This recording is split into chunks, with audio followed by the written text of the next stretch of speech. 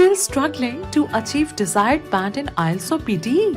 Join Sirsa's Best Institute, Magnus, a language school, and experience the difference. Ample amenities like finest infrastructure, experienced faculty to clear your doubts, flexible timings for students or employees, desired band assured within time as well as weekly mock tests. What are you waiting for? Book demo class today. Magnus Immigration and a Language School. First floor, Lal Koti Wali Gali near Domino's, Sirsa.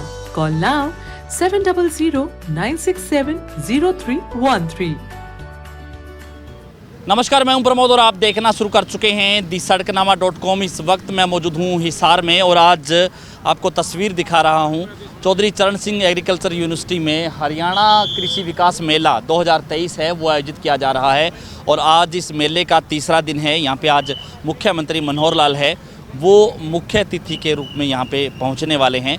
और इस मेले में क्या कुछ है, कितनी प्रदर्शनियाँ हैं, कितने किसान यहाँ पे पहुँचे हैं, अलग अलग जो स्टॉल्स हैं, उसको लेकर के हम लगातार चर्चा करते रहेंगे। आप हमारे साथ लगातार बने रहिए। अगले कुछ घंटे में मेरे साथ आप देखेंगे कि किस तरह से अलग अलग स्टॉल पे, क्योंकि इन जो है इस बार चाहे हम खरीफ 2023 की बात करें तो हरियाणा में जो किसान हैं वो ख़ास करके जो कॉटन का किसान है वो गुलाबी सुंडी से जूझ रहा है। गुलाबी सुंडी से फसलें हैं वो पूरी तरह से बर्बाद हो गई है। इसके साथ साथ जो बाजरे में भी जो है इस बार सुंडी ने कहर बरपाया। हालांकि ये कह सकते हैं कि किसान हैं वो जो है उनको दोहरी मार पड़ रही है, लेकिन मेले में उनके लिए क्या कुछ है। लगातार आपने देखा होगा कि पिछले 2 दिनों से लगातार उस किसानों की काफ़ी ऐसी वीडियो हैं वो वायरल हो रही हैं जिसमें किसान कह रहे हैं कि जब फसली सीज़न होता है तो जो है सरकारें हैं वो सोई रहती हैं, जो है किसानों को उच्च गुणवत्ता के बीज, उच्च गुणवत्ता की खाद, कीटनाशक नहीं मिल पाते, जिसकी वजह से फसलों में लगातार जो है रोग है वो बढ़ते जाते हैं। और उसको लेकर के जो है अब सरकारें हैं कितनी चिंतित है, उसको लेकर के हम किसानों से भी बातचीत करेंगे। क्या कुछ यहाँ की वैरायटियाँ हैं, क्या कुछ इस मेले में ख़ास है, तो उसको लेकर के हम तमाम अलग अलग पहलुओं से चर्चा करते रहेंगे। किसानों से भी हम बातचीत करते रहेंगे। तो आप देखिए, ये स्पेशल रिपोर्ट है दी सड़कनामा.com की टीम इस वक्त हिसार में है। कृषि मेले की तमाम जो है पहलुओं से हम आपको रूबरू करवाते रहेंगे।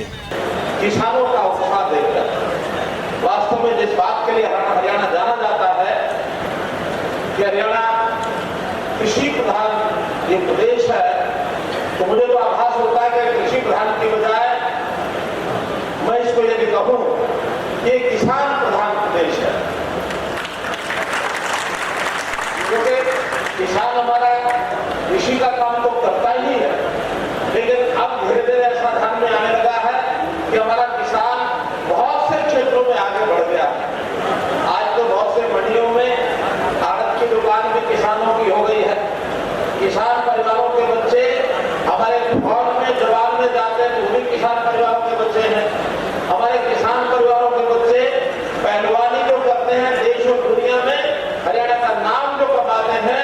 अभी एशिया जो खेल हुए चाइना के अंदर, उसके अंदर भी बड़ी संख्या में जो देश भर के मेडल आए उसमें 30% मेडल हरियाणा के हैं।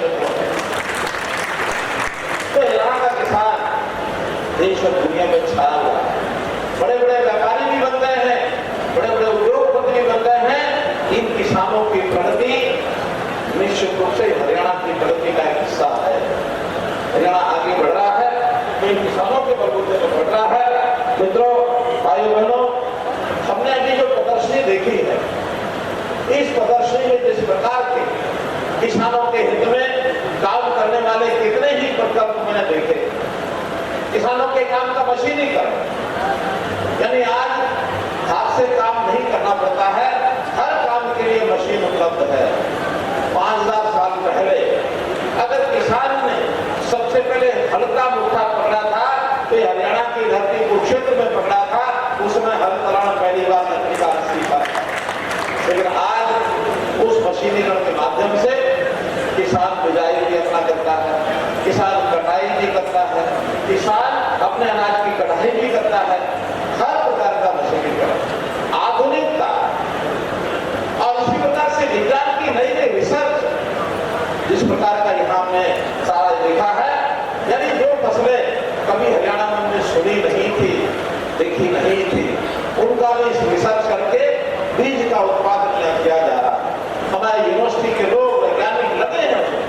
मैं इसका बहुत बड़ा श्रेय हमारा हरियाणा कृषि विश्वविद्यालय इसको भी देता हूँ कि वैज्ञानिकों को देता है। नई नई किस्म के बीज है और उसका जो उसकी मात्रा है पर्याप्त आगे बढ़ रही है।